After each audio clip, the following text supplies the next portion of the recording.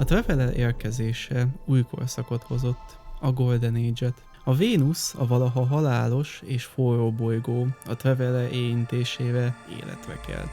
A mérgező légkör helyét zöld dzsungelek, óceánok és tiszta égbolt vette el. Az emberiség megérkezett, és csodát látott a saját kezével formálva.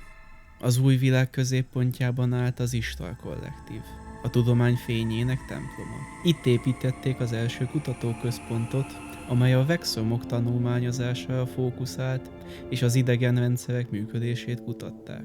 A tudósok hitték, az elme határai kitolhatók, a valóság pedig csak egy újabb rendszer, amit meg lehet érteni. De a Vex is figyelte őket a mélyből. Maya Sandaresh Chioma-Essi és csapata a történelem legnagyobb felfedezését tette.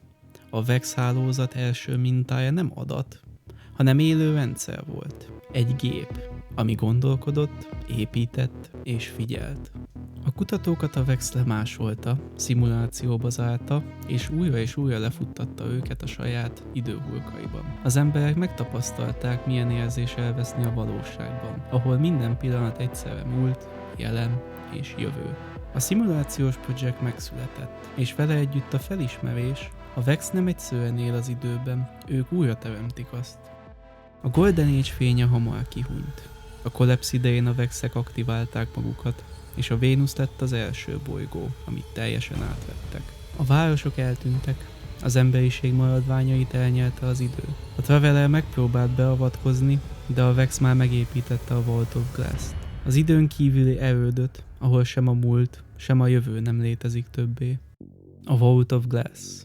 Egy hely, ahol a logika meghajlik, ahol a tévidő végtelenül önmagába fordul. Itt uralkodik Aetion, Time's Conflux. A Vex, aki látja az összes idővonalat egyszerre.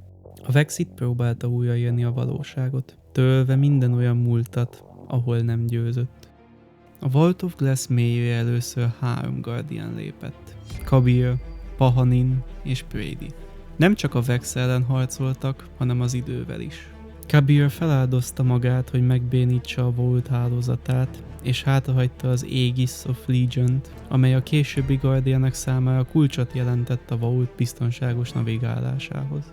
Pahanin dokumentálta a Vex logikáját, Brady pedig az időhúlyok fogságába esett. Bár a Vault így kontrollálhatóvá vált, senki sem tudhatta, hogy valóban lezárható-e, mert a Vex számára az idő ciklikus. Minden győzelem egy másik idősíkban vízhangzó vereséget jelenthet. Évszázadokkal később a Guardianek újra felfedezték a Vénuszt. Egy romokban heverő világot találtak, ahol a Vex és a Fallen háborúzott az Istar romjai között. Az Istar Sink, a Vault of Glass és az Archive mind újra életre keltek. A Guardian megismerte az elveszett tudást, amit az Awoken is őrzött az Istar adatokból. A múlt szavai új értelmet nyertek, és a Vénusz ismét a fény és a sötétség csatatere lett. De a Vénusz soha nem maradt stabil, nem pusztult el, csak Vex hatás alá került. A Vault of Glass továbbra is létezik. A Vex időhálózatába rekedt, egy szimulációba, ami önmagát generálja újra és újra. A Guardianek csak időkapukon át juthatnak oda, ahol a múlt és a jövő összeér, a Past Light Era határán. Most, a Renegades idején, a Vénusz már nem bolygó, csak időtörmelék, ami a valóság peremén sodródik. A Mars körül érzékelt anomáliák forrása részben a Vénusz időhálózatából ered. A Drifter így beszél róla. A Nine és a Vex ugyanazon területeken kísérleteznek a valóság szövetének újraírásán. A Guardianok talán újra visszatérnek a Venus Fractured zónájába, ahol a régi dzsungel és a Vex szimuláció összeolvad. Ott, ahol az emberiség tudása és a gépek isteni logikája végleg egyé válik. A Vénusz több, mint egy elveszett világ. Ez az emberiség túlzott tudásvágyának mementója, és a Vex örökké való logikájának temploma. Itt találkozott először az ember és az Isten.